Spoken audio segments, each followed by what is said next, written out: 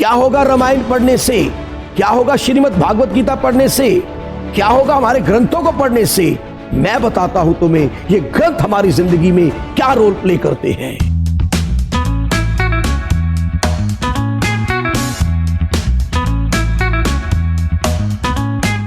आज मनु भाकर को हर कोई जानता है।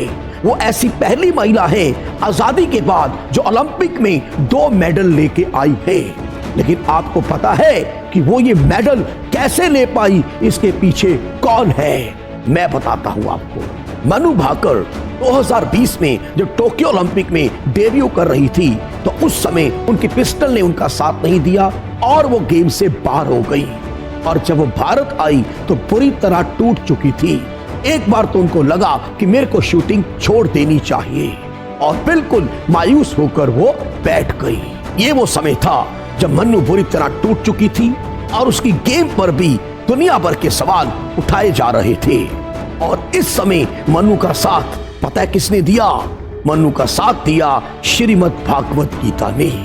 जी हाँ, इस समय मनु ने श्रीमद् भागवत गीता को पढ़ना शुरू किया और इसको पढ़ने के बाद इनमें एक अलग तरह का जोश आया। इससे प्रेरणा मिली और पूरा इनका जो आत्मविश्वास टूट चुका था वो दोबारा बन गया।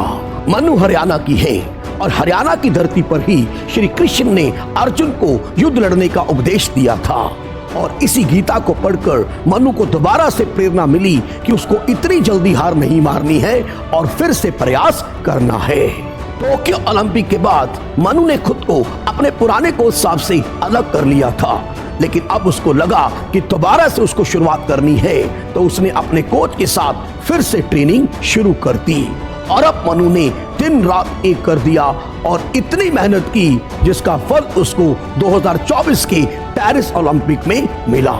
जी हाँ, इस ओलंपिक में मनु ने 2 मेडल जीते। और मनु कहती है जिस समय वो शूटिंग कर रही थी तो उनके दिमाग में सिर्फ ये चल रहा था श्रीमद् भागवत गीता का उपदेश कि तुम जो करने आए हो उसे करो, फल की चिंता मत करो, रिजल्ट तुम्हारे हाथ में नहीं है, बस तुम्हें अपना बेस्ट परफॉर्म करना है। और वही मनु ने किया और रिजल्ट हमारे सामने है।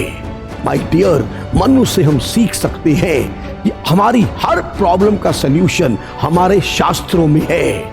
इसलिए अपने शास्त्रों को पढ़िए, उनको अच्छे से समझिए और अपनी जिंदगी में उसको धारण करने की कोशिश कीजिए।